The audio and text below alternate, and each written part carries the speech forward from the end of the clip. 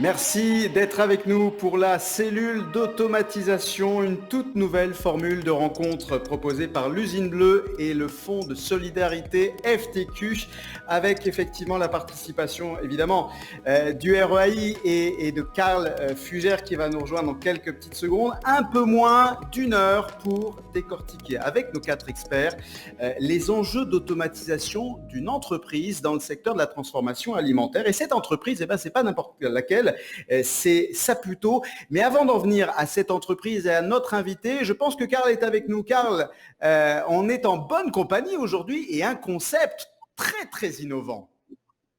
Exactement, Philippe. En fait, c'est un concept qu'on a mis de l'avant suite à notre étude sur la fabrication de pointe au Québec en 2019. On s'est rendu compte qu'en moyenne, les PME avaient vraiment pas d'aide autour d'eux pour les accompagner. Puis, on a décidé de mettre en place un système de cellules d'automatisation collaborative composé de membres complémentaires. Philippe, c'est important de le préciser, qui peuvent accompagner, qui peuvent servir d'équipe, d'élite, en fait, pour accompagner une entreprise dans son processus de transformation.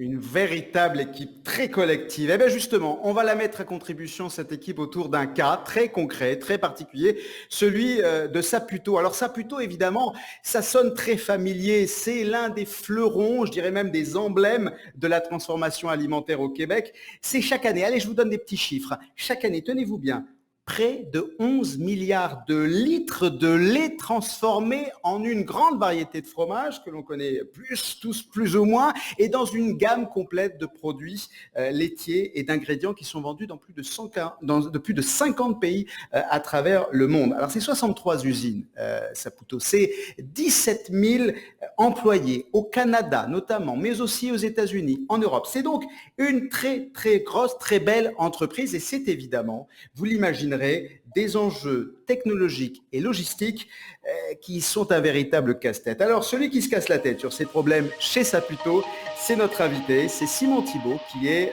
directeur des technologies opérationnelles. Salut Simon. Bonjour, bonjour. Ça va bien? Oui, enchanté. Alors, 11 milliards de litres de lait transformé. Qu'est-ce que vous prenez, vous, pour vos mots de tête, là? C'est un véritable... C'est une logistique énorme.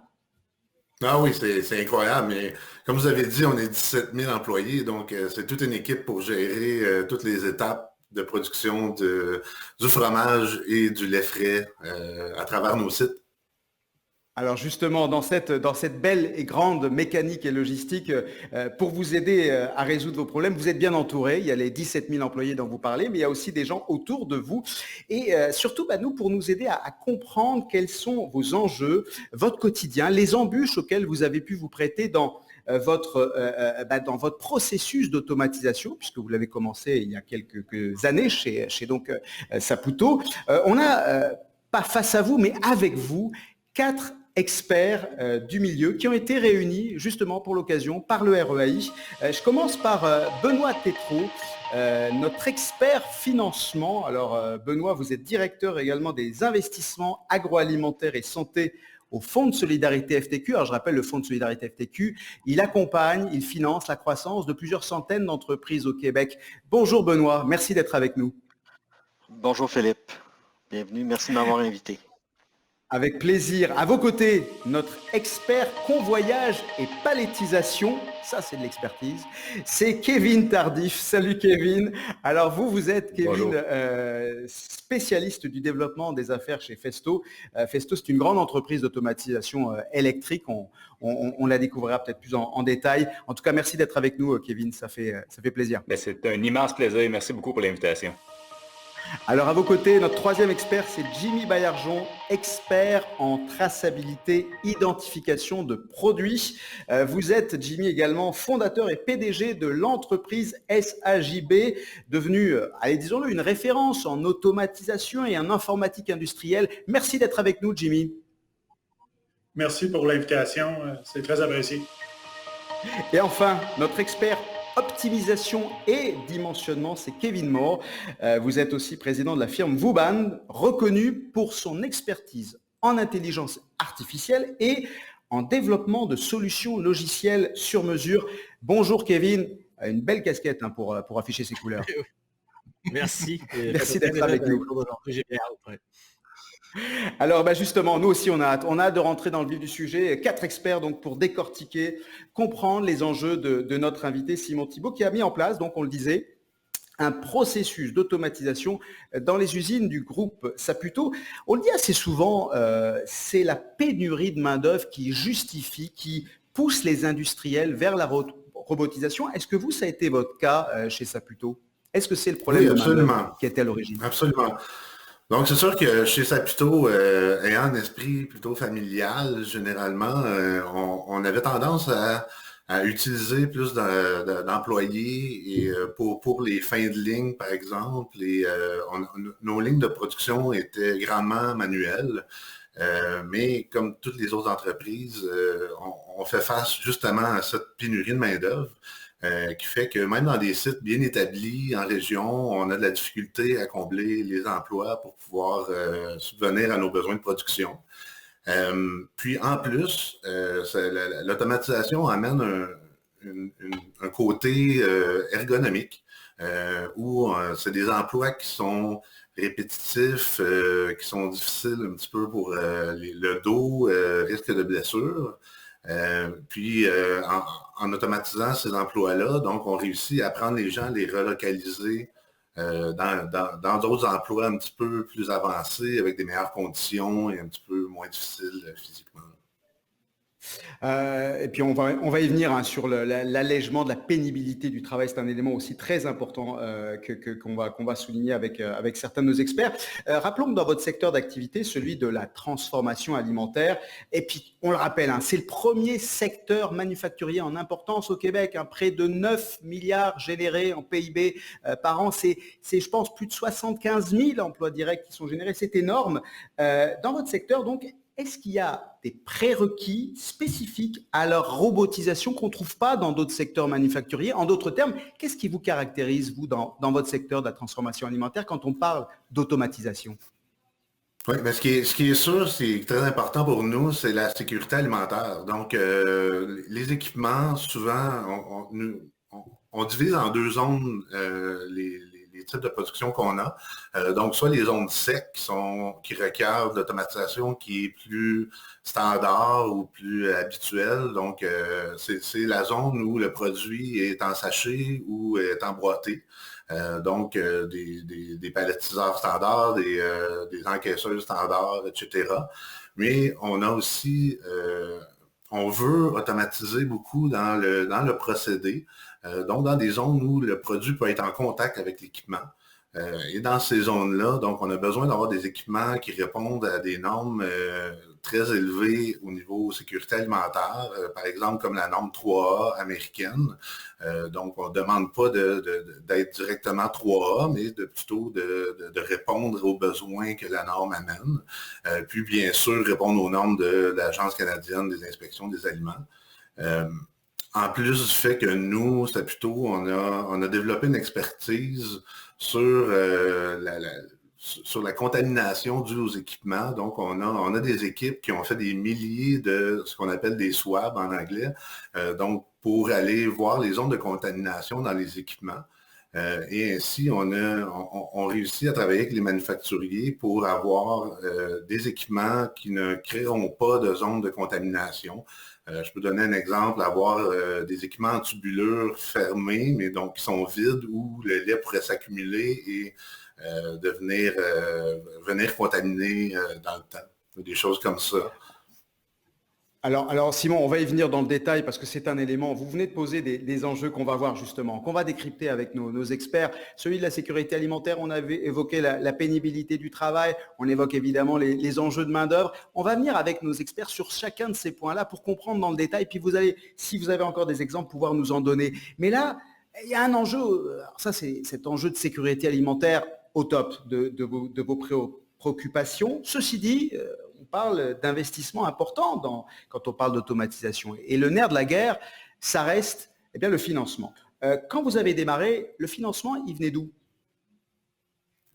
Donc, c'est vraiment à l'interne au niveau de la capitalisation, pardon.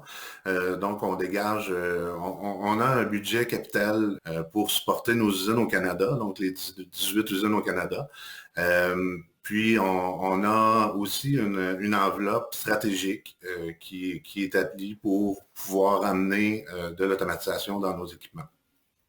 Donc, vous vous étiez préparé chez Saputo en termes d'autofinancement à assurer ce développement en innovation. C'est bien ce qu'on comprend. Absolument. Benoît Tétrault, chez le Fonds de solidarité FTQ, vous intervenez à quel moment dans un processus comme celui qu'on vient d'évoquer avec Simon? Eux, chez Saputo, ils étaient visiblement bien préparés. Il y a d'autres entreprises, ce n'est pas forcément le cas. Vous intervenez à quel niveau? Écoutez, au fond, c'est sûr, Philippe, vous avez commencé par décrire Saputo. Donc, l'entreprise agroalimentaire, probablement que le chiffre d'affaires le plus élevé au Québec, si ce n'est pas potentiellement au Canada. Donc, la question du financement ne se pose pas de la même manière pour Saputo que pour la presque totalité des entreprises du Québec. Alors, nous, au fond, quand on regarde, on met notre chapeau d'investisseur naturellement ou de créancier non garanti. Quand on regarde un projet d'automatisation, puis on veut déterminer, selon notre lecture, si c'est un bon projet, on se pose la question, bon, le projet qui nous est présenté, est-ce qu'il sert à régler un problème? Est-ce qu'on a, par exemple, au niveau de la constance de la production des produits, la qualité, la productivité, la main-d'œuvre? Simon il a fait allusion tantôt. Il a parlé aussi de santé et sécurité au travail. Quand il parlait de la pénibilité, Philippe, vous avez utilisé ce terme-là, c'est un beau mot. Est-ce qu'on peut aborder un problème et tenter de le régler par cet investissement-là? Quand la réponse est oui, c'est un élément qui est positif pour un financier. Est-ce que donc, naturellement... Donc, excusez-moi de vous couper, Benoît, mais donc ce que vous regardez pour qu'on comprenne bien les critères sur lesquels vous vous basez, donc répondre à un besoin, la constance, je dirais aussi la solidité évidemment de l'entreprise, mais ce que je crois comprendre, c'est le contexte dans lequel s'inscrit le processus d'automatisation. C'est bien ça que vous jugez en premier lieu? Oui, exactement. On regarde dans quelle mesure ce projet-là est requis et aide la direction de l'entreprise à réduire ses risques opérationnels. Donc, c'est pour ça que je nommais la qualité, la constance, la productivité, la main-d'œuvre, qui sont tous des enjeux liés aux opérations. Donc, il y a des risques liés aux opérations. Comment ce projet-là permet de réduire le risque? En anglais, on utilise beaucoup le terme de-risk, donc réduire les risques opérationnels. En même temps, est-ce qu'il améliore la rentabilité de l'entreprise? Normalement, c'est oui, mais on le valide. Donc, on regarde le retour sur l'investissement. Et puis, est-ce que ce projet-là d'automatisation permet d'augmenter les ventes? C'est-à-dire qu'on a un goulot d'étranglement en production qui fait qu'on ne peut pas augmenter les ventes si on ne règle pas ce problème-là de goulot d'étranglement. Donc, ça, c'est les trois principaux éléments qu'on regarde. Vous le disiez, Saputo, c'est un cas particulier. Hein. On voit, ils ont la capacité de financer finalement leur innovation et leur processus d'automatisation. Donc, pas véritablement d'embûche à ce niveau-là, au niveau de Saputo, mais pour les autres, et vous dites la majeure partie des entreprises et des industries, comment on s'assure de bien planifier son financement et surtout de sécuriser au maximum les conditions de réussite quand on se lance dans une telle opération? On fait surtout attention à quoi? Vous avez posé les critères, vous, de sélection des projets, mais une entreprise, quand elle vient vous voir, il faut qu'elle s'assure de quoi en premier lieu et en priorité? Une fois que les devoirs sont faits, ceux que je vous ai décrits, c'est comment on finance le projet, comment on évalue les coûts du projet et après comment on le finance. Donc, les besoins, les coûts, le financement. Les coûts, c'est tentant, c'est tentant. Il arrive régulièrement qu'on sous-estime les coûts. Le coût le plus facile à estimer, c'est la facture qu'on paye aux fabricants d'équipement. L'équipement, c'est 2 millions. Et voilà, ça, c'est le coût qui est connu. Mais une fois que l'équipement est arrivé, il faut l'installer. Il faut engager un C'est des coûts électricien. indirects. Il y a des coûts indirects. Ça prend plus de temps que prévu.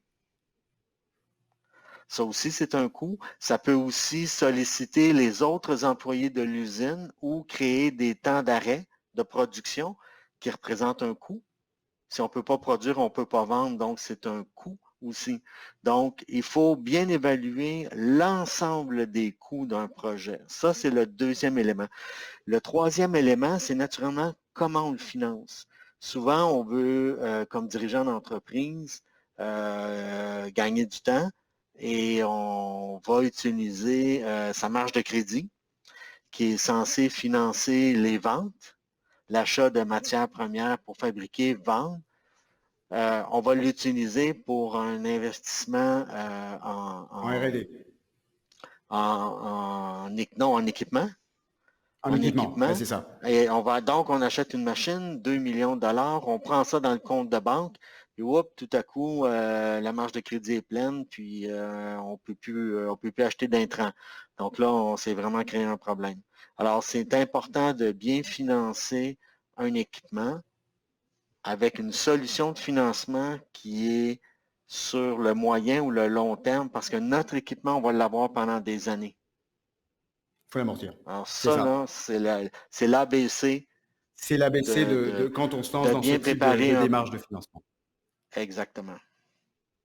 Et on l'aura bien compris, donc cette évaluation est essentielle. Une fois qu'on se lance dans cette démarche, peut-être que l'appétit de vouloir innover, des fois, empêche enfin en tout cas, fait brûler certaines étapes essentielles. C'est le message, en tout cas, qu'on aura bien saisi, Benoît. Une fois qu'on a assuré ce financement, ce qui est quand même effectivement la base et le départ, il faut mettre en place l'automatisation elle-même. C'est là que ça se corse, si vous me permettez. On parle ici des aspects logistiques et on va se tourner vers notre deuxième expert, Kevin Tardif, expert en convoyage et palettisation. Mais avant d'en venir à vous, Kevin, Simon, chez Saputo, à ce niveau-là, très concrètement, l'automatisation, comment elle a amélioré votre vie et celle de vos collègues au quotidien? Donc, un peu comme on a déjà statué plus tôt, donc au niveau de l'automatisation, il y a beaucoup de bénéfices au niveau du type de travail, donc santé, sécurité, éviter les mouvements qui sont répétitifs, lever des charges qui sont lourdes, qui peuvent amener des problèmes de blessures aux employés et on va se dire, c'est des emplois qui ne sont pas nécessairement les plus attirants ou les plus motivants non plus pour les employés. Donc, en automatisant, on peut reprendre ces personnes-là, puis les amener dans des emplois qui sont un petit peu plus, qui demandent un petit peu plus d'évolution. On va les former, on va leur donner donc davantage de tâches pour superviser les équipements automatisés plutôt que de faire la tâche elle-même. C'est de valoriser aussi le métier et réduire la pénibilité au travail. Est-ce que c'est le gain, vous diriez, alors c'est le gain que vous observez chez vous, chez Saputo, est-ce que vous diriez que c'est le gain numéro 1 que les entreprises de la transformation, du secteur de la transformation alimentaire gagnent justement avec l'automatisation? C'est un des gains, je dirais, très partagé, parce que je dirais aussi, c'est sûr, comme on a parlé, il y a la pénurie de main-d'œuvre, donc il faut réussir à maintenir le niveau de productivité qu'on veut, même si on n'est pas capable de combler les emplois. Donc en automatisant, on peut maintenir et même souvent, on va améliorer la productivité et augmenter, avoir des gains de production qui peuvent être assez substantiels.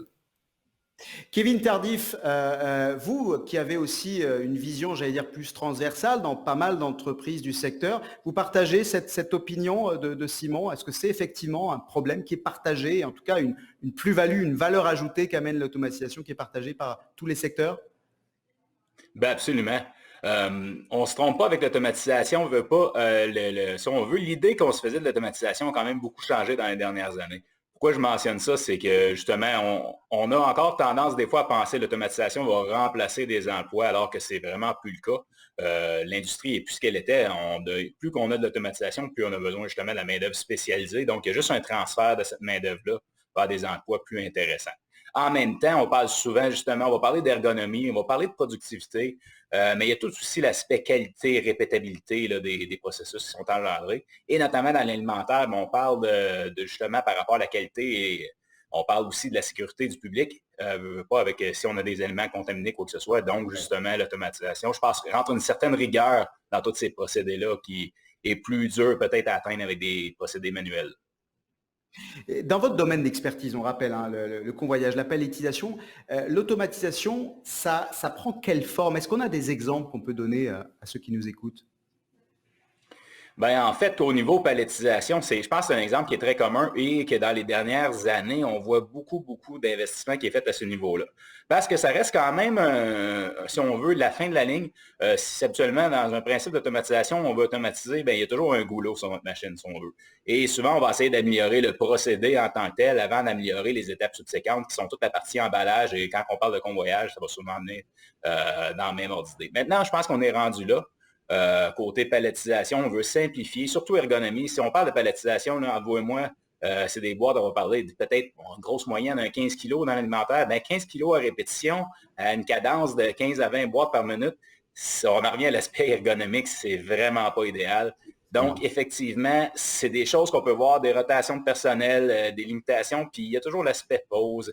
Le robot, peu importe sa technologie en arrière, lui, il n'arrêtera pas. Il va arrêter pour des maintenances qui sont planifiées, mais ça ne prendra pas de pause pour aller aux toilettes ou quoi que ce soit.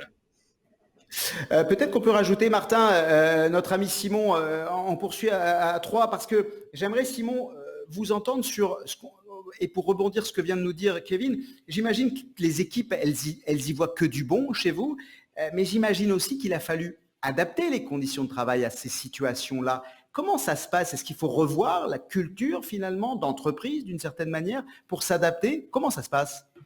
Ben c'est sûr, parce que amener l'automatisation, par exemple, en fin de ligne, comme Kevin vient de le spécifier, ça peut amener un niveau d'insécurité au niveau des employés, de croire justement, est-ce que je vais perdre mon emploi, est-ce que je vais me faire congédier, mais c'est rarement le cas. Donc, souvent, ça va justement améliorer ces conditions-là. Ces gens-là, on va les former pour les garder à l'intérieur.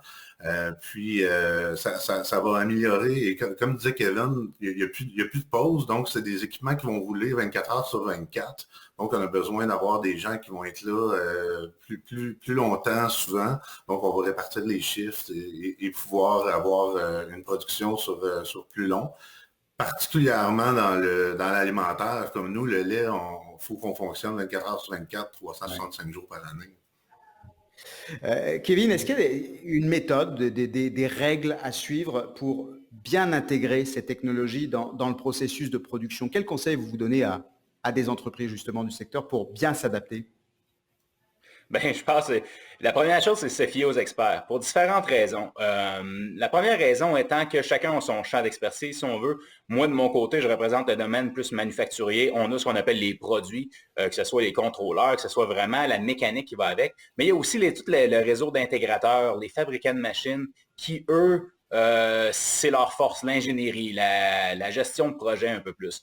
Donc, si vous voulez, je dirais, vraiment être capable de maximiser l'investissement, éviter les risques. La gestion du risque est énorme là, dans tout projet, quelconque type de projet, mais dans l'automatisation, c'est aussi vrai. Donc, d'aller voir les personnes qui savent justement de quoi ils parlent. Dans le domaine alimentaire, un autre facteur, c'est les experts justement en automatisation d'alimentaire, parce qu'il y a des normes qu'il faut respecter. On en a discuté un petit peu plus tôt. Il faut être sûr de savoir ce qu'on fait. Puis c'est toute cette expertise-là qui fait en sorte que justement, on a une meilleure capacité à réduire les temps, réduire les livraisons, parce qu'on sait qu'est-ce qu'on fait. Ça semble niaiseux dit comme ça, mais c'est extrêmement important parce qu'un peu n'importe qui aurait tendance à s'improviser expert en automatisation parce qu'on a déjà fait ici et là, mais c'est pas comme ça que ça fonctionne malheureusement. Mais c'est je pense, une des beautés qu'on a au Québec. On a un réseau très bien élargi de manufacturiers, d'intégrateurs pour justement rendre à terme ces projets-là de façon efficace et avec le moins de risques possible. C'est sûr que ça ne s'improvise pas quand on voit les défis que vous évoquez les uns et les autres. Et la logistique, bah, évidemment, c'est clé dans toutes les entreprises et toutes les industries manufacturières. Mais chez vous, Simon, chez Saputo, et dans tout le secteur de la transformation alimentaire, c'est un élément qui est revenu depuis le début de notre rencontre. La principale crainte, l'épée de Damoclès, j'ai envie de dire, c'est celle de la sécurité alimentaire, celle de la conformité sanitaire. C'est la traçabilité, l'identification des produits qui rentrent dans la chaîne de transformation. Pour en parler, notre expert traçabilité, c'est Jimmy Baillargeon. Jimmy, on est d'accord que c'est, disons-le, la problématique numéro 1, non, dans ce secteur? Mais oui, la traçabilité, c'est une problématique, mais c'est surtout un enjeu qui vient des normes on parlait de salubrité avec Simon tantôt. De plus en plus, là, les normes, les organismes de certification semblent s'orienter vers des normes de traçabilité beaucoup plus strictes. Ils veulent être capables d'identifier toute la chaîne qui compose le produit. Les nouveaux systèmes, ça permet de garantir l'efficacité de la traçabilité de la chaîne au complet, de la chaîne de valeur complètement. Oui, j'ai presque. Est-ce que je peux? On va peut-être faire réagir justement sur ce point-là, Simon de chez Saputo. Les règles et normes dans le secteur laitier, c'est draconien. On vient de l'évoquer avec Jimmy. Les normes les plus exigeantes que vous rencontrez, c'est quoi? C'est sur la traçabilité des produits de vos fournisseurs ou c'est sur l'étiquetage? Qu'on essaie de comprendre un peu comment ça se pose chez vous concrètement. Bon, à l'automatisation, ça va être plus au niveau du procédé. Donc, souvent, ça va être dans les zones de standardisation. Donc, au niveau des pasteurisateurs, au niveau des zones, la séparation entre les zones de lait cru qu'on appelle. Donc, le lait cru est considéré contaminé, donc c'est ce qui provient des fermes. Puis ensuite, une fois qu'il est pasteurisé, on tombe dans le secteur plus nettoyé. Et c'est une zone qui est très sécurisée parce que un petit microbe peut arriver puis il peut s'injecter dans la zone pasteurisée. Donc, c'est vrai qu'à ce niveau-là, c'est très important on a des normes très strictes au niveau de la CIA pour savoir le niveau de pasteurisation pour s'assurer que le lait a été pasteurisé de la bonne façon, au bon niveau, au bon temps. Puis, il faut suivre ensuite la chaîne du lait tout au long du procédé jusqu'à l'emballage final pour pouvoir, exactement un peu comme Jimmy le mentionnait, si on a un rappel à faire, qu'on puisse savoir d'où provient le produit. Donc, c'est quoi le chemin qu'il a fait dans l'usine de la ferme jusqu'au produit final pour qu'on puisse isoler les équipements en question. Mais ce que vous sembliez dire, Jimmy, les produits, ce que vous sembliez dire, Jimmy, c'est que ce qu'apporte l'automatisation, si on comprend bien, c'est aussi la capacité de gérer le complexe finalement, la multiplicité des éléments qui rentrent en jeu. Et ça, c'est véritablement la plus-value, la valeur ajoutée aussi numéro 1 de l'automatisation en matière de traçabilité? Ce qui prenait plusieurs jours à faire un suivi, parce que les suivis étaient réalisés de manière papier, manuelle. Aujourd'hui, avec l'automatisation, l'informatisation de ces données-là, ça nous permet de réaliser cette traçabilité-là en dedans de quelques minutes. Donc, gain d'efficacité et de rapidité d'exécution, c'est ça que vous dites? Oui. Puis, c'est un retour sur investissement quasiment très rapide parce que le système, il y a une perte de temps incroyable qui était générée dans l'industrie agroalimentaire là, à faire de la traçabilité sur des produits où on n'avait pas les outils pour le faire anciennement.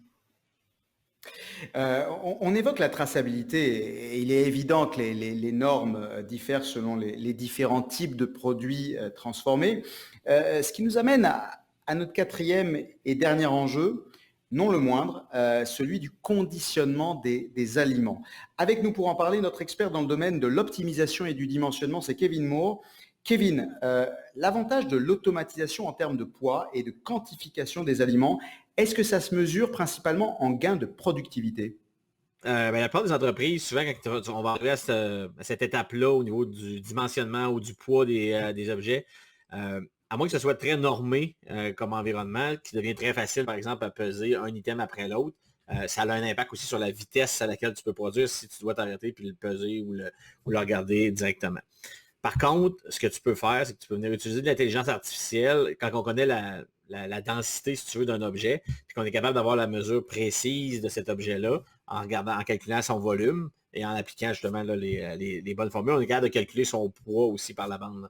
C'est le genre de projet qu'on a fait là, aussi dernièrement là, dans le domaine des patates, là, dans ce cas-là, où tu as un ensemble de patates qui vont passer, puis tu vas les voir, puis on va détecter la grosseur de ces patates-là et le poids de ces patates-là de façon à sortir un rapport calibré.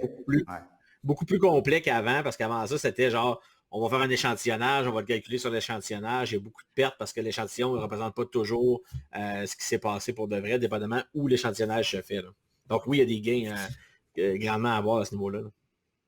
Mais alors justement, on parle des patates. Bon, c'est facile à caractériser hein, en termes de produits. Chez Saputo, Simon, vous avez un exemple de justement là où cette automatisation-là, où l'intelligence artificielle éventuellement aurait pu intervenir. Dans le lait, comment ça se passe dans la transformation du lait? Est-ce que vous avez un exemple à nous donner à ce niveau-là?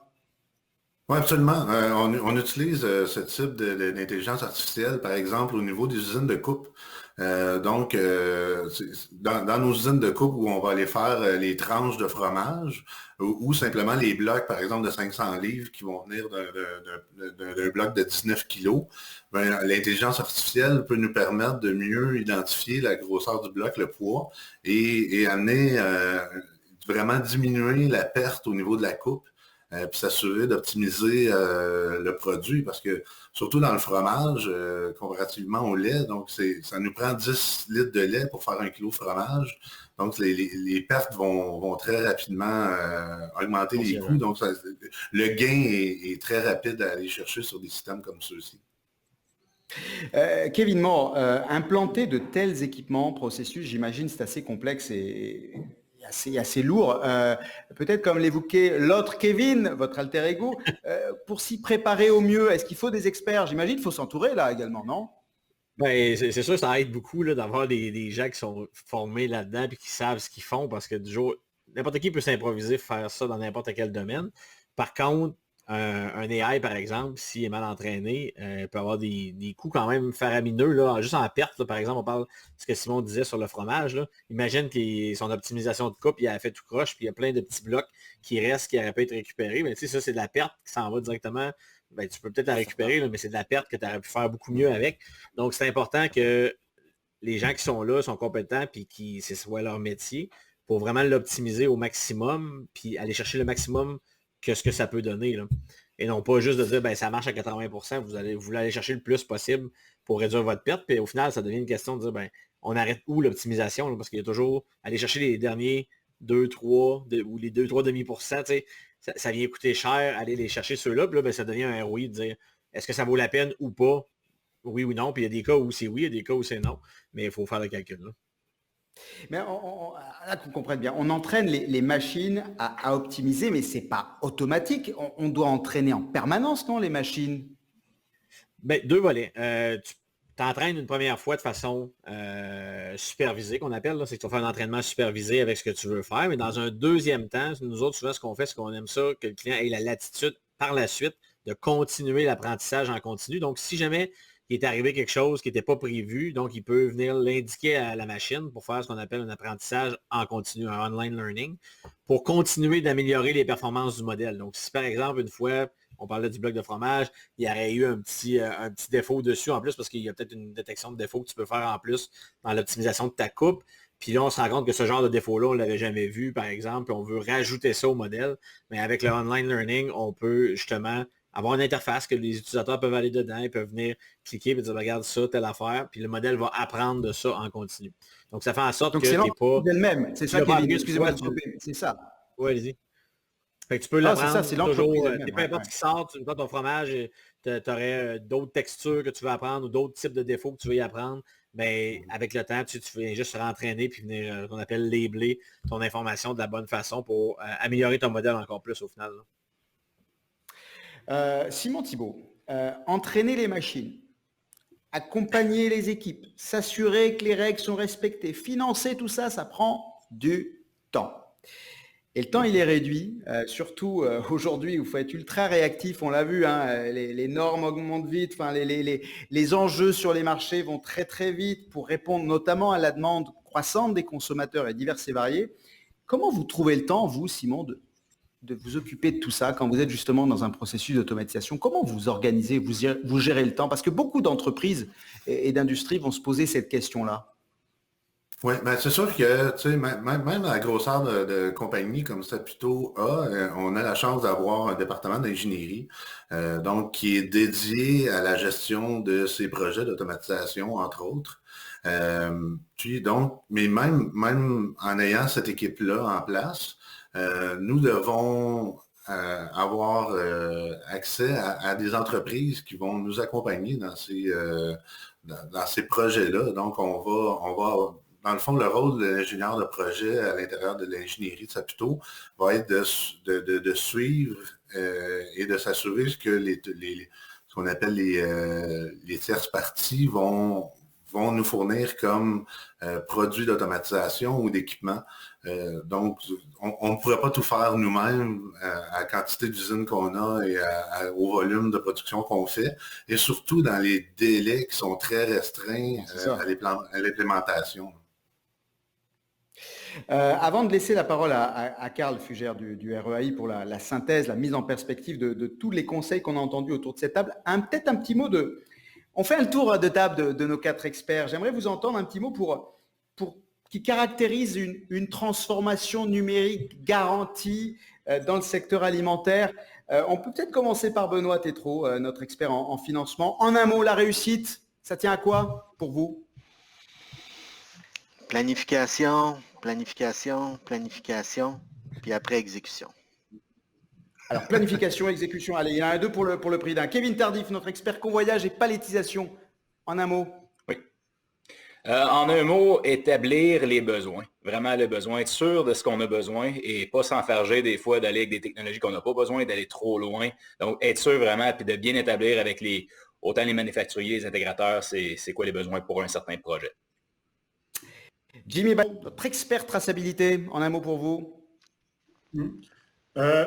Comme Kevin, je veux dire, établir le besoin, écouter le client, travailler avec le client. En tant qu'intégrateur, c'est de travailler main dans la main, être capable de travailler dans un même cadre de projet où ce que les objectifs sont bien définis, puis où ce qu'on va mener le projet à terme. Et enfin, Kevin Moore, notre expert optimisation et dimensionnement, en un mot. Je dirais ROI, retour sur investissement. Toujours prendre le temps de valider que votre projet à terme. Des fois, il y a des gens qui ont des bonnes idées, mais ils ne sont pas payantes, fait que ça ne sert à rien. Votre projet doit avoir un ROI pour être capable de faire le 2e, puis le 3e, puis le 4e après. Fait que de choisir son bon projet, mais surtout de valider votre ROI avant de commencer. Merci à vous 4. Le mot de la fin, il revient à Carl Fugère. Carl, que de bons conseils entendus. Que retenir de tout ceci, Carl?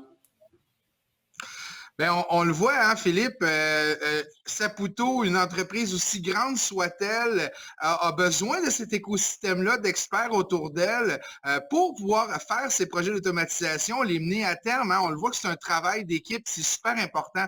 Puis nous, Phil, comme tu disais, la synthèse, c'est vraiment ça. Pour ceux qui se demandent encore, qu'est-ce que l'usine bleue? Qu'est-ce que l'usine bleue peut faire pour mon entreprise?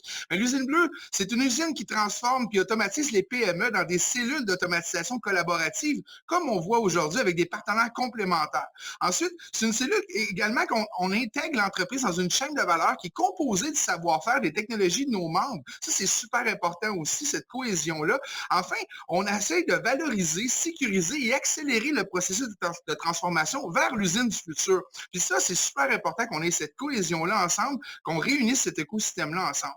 Puis si on se demande un peu comment ça fonctionne, bien, on sait, hein, avec nos journées de l'industrie comme on fait aujourd'hui, Philippe, notre but, c'est vraiment d'éduquer avec des ateliers pratiques, des expériences clients, des groupes de discussion, des sessions d'idéation. Ça, c'est nos activités éducatives. Puis avec ça, bien évidemment, on vient ensuite mettre l'entreprise dans une cellule d'incubation qu'on appelle. Avant la cellule d'automatisation, on a une cellule d'incubation. Comment que ça fonctionne, ce fil, cette cellule d'incubation-là? Bien, tout d'abord, le but, c'est vraiment de l'accompagner pour lui permettre d'intégrer une cellule d'automatisation comme on vient de voir aujourd'hui avec nos experts. Puis la première étape, Phil, c'est vraiment vraiment, on fait un diagnostic express 4.0. En dedans d'une session là, d'1h30, on peut évaluer les besoins rapides, comme le disait tantôt Kevin, là, Kevin Moore de Vauban. L'objectif, c'est vraiment d'aller chercher des retours sur investissement super rapides. Donc, il ne faut pas non plus trop s'embarquer dans des projets. Puis là, après ça, nous, un coup qu'on a fait la diagnostic express 4.0, on procède fil à une session de jumelage rapide. C'est que ça, on est en mesure, selon les besoins de l'entreprise, de ce qu'on a identifié comme besoin puis comme gain potentiel dans le diagnostic, de pouvoir faire un jumelage rapide avec des partenaires qui peuvent l'aider dans l'étape où ce qui est rendu. Puis après ça, on procède en fait à de la stratégie au niveau des gains potentiels sur le retour sur investissement. Ensuite, on valide et puis on fait toute la pré-ingénierie. Puis là, l'objectif, c'est vraiment d'obtenir un cahier de charge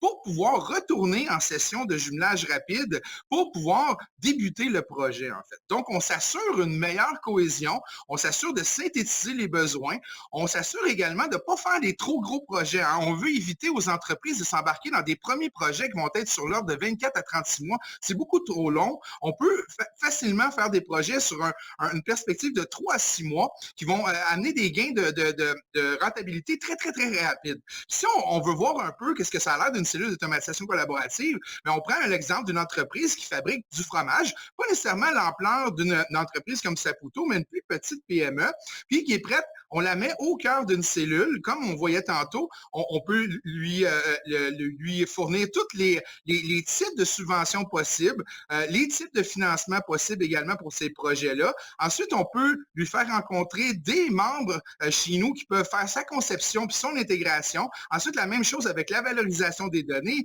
le contrôle qualité avec la vision intelligente, la robotique de production. Bref, c'est pas exhaustif, c'est juste pour montrer ici un exemple d'aider une PME qui n'a pas nécessairement les ressources à l'interne, Phil, puis qui peut pouvoir compter en fait sur la profondeur de l'offre qu'on a à l'intérieur de notre écosystème au RAI et de notre usine bleue.